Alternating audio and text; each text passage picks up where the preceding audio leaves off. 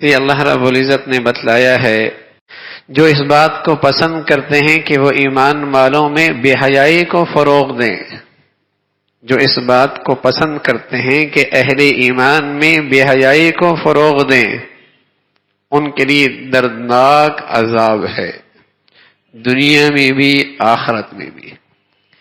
جب یہ قرآن کی آیت اتری تھی تو مدینہ کا منورہ کا ایک محدود معاشرہ، محدود سوسائٹی، ایک مخصوص واقعہ، لیکن اس قرآن کی آیت کی تفسیر بہت وسیع۔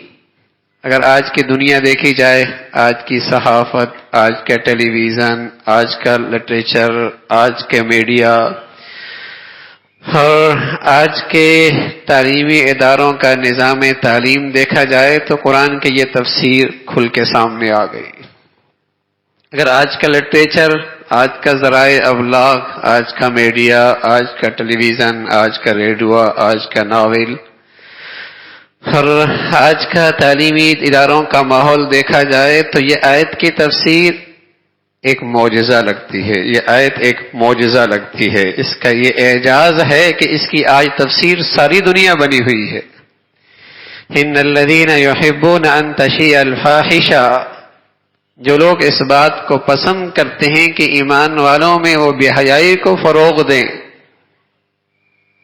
جب یہ آیت اتری تھی تو ایمان والوں نے بن دیکھے اس آیت پہ ایمان لایا تھا، بن دیکھے۔ ایک مخصوص واقعہ تھا لیکن اس کی تفسیر اس سے زیادہ وسعت رکھتی تھی۔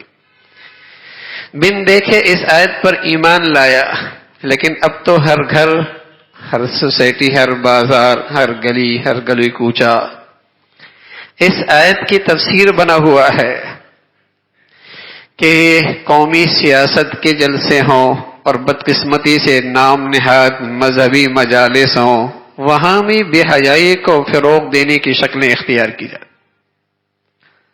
ہمیں عزیزو، جو قوم کا مقتدی طبقہ اور مذہب کے نام پر یہ مخلوط محفلیں ہونے لگیں گی، پھر آنے والی نسل محبت کے دن ہی منائے گی نا۔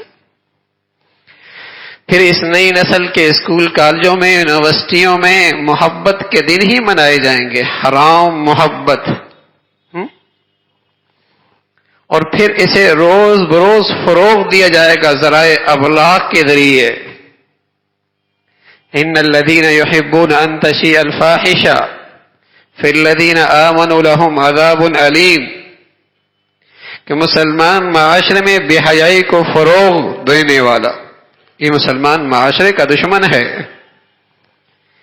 یہ اسلامی سوسائٹی کا دشمن ہے، بلکہ سچ ہے یہ مسلمانوں کی ازواجی زندگی کا دشمن ہے، مسلمانوں کے خاندانی استحکام کا دشمن ہے۔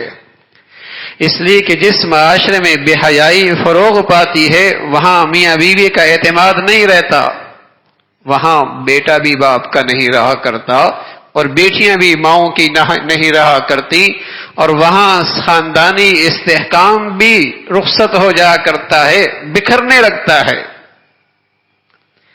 تو اگر مسلمان معاشرے سے کوئی دشمنی کرنی ہے تو پھر اس معاشرے میں بے حیائی کو فروغ دے دو۔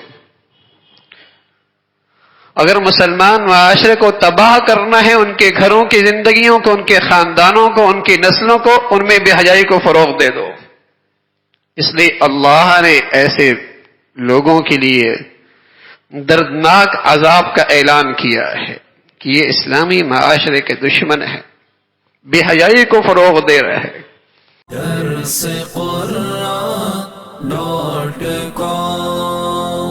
www.darsequran.com